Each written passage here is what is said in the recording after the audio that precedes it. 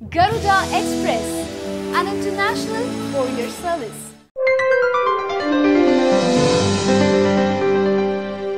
ప్రపంచవ్యాప్తంగా బంగారం డిమాండ్ గత 6 నెలల్లో ఎప్పుడూ లేనంత ఎక్కువగా పడిపోయింది. వరల్డ్ గోల్డ్ కౌన్సిల్ లెక్కల ప్రకారం చైనా బంగారం కొనుగోలు ఆపేయడంతో బంగారానికి డిమాండ్ భారీగా తగ్గిపోయింది.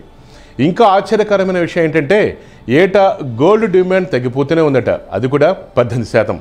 ప్రపంచంలోనే గోల్డ్ను అత్యధికంగా కొనుగోలు చేసే దేశాల్లో చైనా నెంబర్ 1.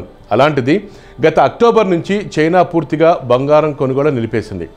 2015 నుంచి ఇలా జరగడం ఇదే మొదటిసారని వరల్డ్ గోల్డ్ కౌన్సిల్ ప్రకటించింది. దీనికి కారణం పలు దేశాలు తమ ఫారిన్ ఎక్స్చేంజ్ పాలసీలో మార్పులు చేయడం కారణమైతే చైనా దగ్గర అవసరానికి మించిన బంగారం ఉండటం కూడా మరో కారణంగా చెప్తున్నారు.